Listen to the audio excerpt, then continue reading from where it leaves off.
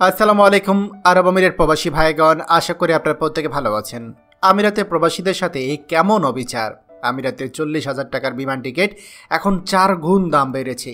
চলুন খবরে বিস্তারিত জেনে নেওয়া যাক। আরব আমিরাতে বিমান ভাড়া আগে ছিল 30-35, কিছু কিছু ক্ষেত্রে মাত্র 25,000 টাকাও বিমান টিকিটে ভাড়া ছিল, কিন্তু করোনাকালে সেই বিমান টিকিটের দাম 1 লাখ ছাড়িয়ে যায়। মাঝখানে আবার 60-70-80 হাজার টাকা ওঠানামা করলেও এখন সেই বিমান টিকিটের ভাড়া 2 লাখ হয়ে গিয়েছে। ভাবছেন মিথ্যা বলছি? না, একেবারে সত্য। কারসাজির মাধ্যমে প্লেন ভাড়া 3 গুণ পর্যন্ত বাড়িয়েছে ট্রাভেল এজেন্সি এয়ারলাইন্সের অসাধু একটি সিন্ডিকেট। সিট ব্লক করে কৃত্রিম সংকট তৈরি করে 20-50%, কখনো দ্বিগুণ পর্যন্ত ভাড়া বাড়িয়ে দিচ্ছে চক্রটি। এতে চরম আর্থিক ক্ষতির মুখে পড়েছে বিদেশগামী শ্রমিক, শিক্ষার্থী ও প্রবাসীরা।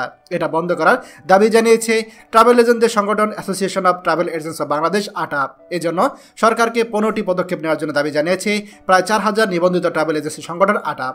রোববার রাজধানীর একটি হোটেলে আটাপ আয়োজিত সংবাদ সম্মেলনে এসব দাবি জানিয়েছে সংগঠনের সভাপতি আব্দুল সালাম আরিফ।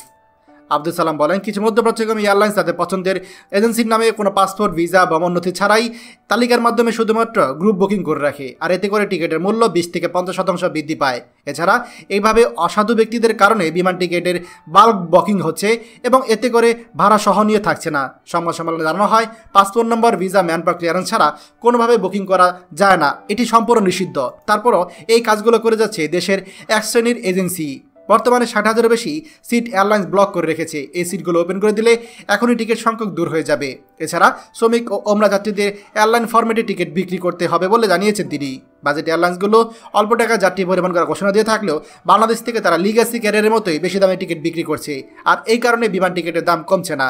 যেখানে আগে মধ্যপ্রাচ্যের দেশগুলোতে বিমান টিকিটের ভাড়া ছিল মাত্র 30-35 হাজার টাকা, সেখানে এই বিমান টিকিটের ভাড়া হুট করে 1 লাখ 2 লাখ চলে যায়। শুধুমাত্র সৌদি আরবে বিমান টিকিটের ভাড়া বাড়ে এমন না, আবুধাবি, দুবাই, এছাড়া কাতার, কুয়েতেও বিমান টিকিটের ভাড়া অস্বাভাবিকভাবে বেড়েছে। আর এতে করে আমাদের প্রবাসী যাত্রীরা তারা কিন্তু কোনোভাবেই তাদের এই বিমান টিকিট ইস্যু করতে পারছে না। নতুন প্রবাসী যাত্রীরা যেমন বিদেশে যেতে পারছে না, মধ্যপ্রাচ্যের দেশে যেতে পারছে না, ঠিক তেমনি মধ্যপ্রাচ্যের দেশগুলো যেমন সৌদি আরব, আরব আমিরাত সহ এই দেশগুলো থেকে প্রবাসী যাত্রীরা তারা যে ছুটিতে দেশে আসবে সেই সাহসটা পর্যন্ত পাচ্ছে না। এই হচ্ছে বাস্তবতা, আর এই জন্য সরকারকে অতি দ্রুত ব্যবস্থা গ্রহণ করতে হবে। খবরটি আমাদের সকল প্রবাসী ভাইদের সাথে এখনই শেয়ার করে সবাইকে এই গুরুত্বপূর্ণ খবরটি জানার সুযোগ করে দিন। আর আপনি যদি আমাদের এই চ্যানেল নতুন হয়ে থাকেন, অবশ্যই আমাদের চ্যানেলটিকে সাবস্ক্রাইব করুন প্রবাসীদের সকল গুরুত্বপূর্ণ খবরাখবর সবার আগে পাওয়ার জন্য। ধন্যবাদ সবাইকে। আমাদের সকল ভিডিও আপডেট সবার আগে পেতে আমাদেরকে সাবস্ক্রাইব করুন। সাবস্ক্রাইব করতে সাবস্ক্রাইব বাটনে ক্লিক করুন এবং বেল আইকনটি চাপুন, যাতে আমাদের কোনো লেটেস্ট ভিডিও আপনি মিস না করুন।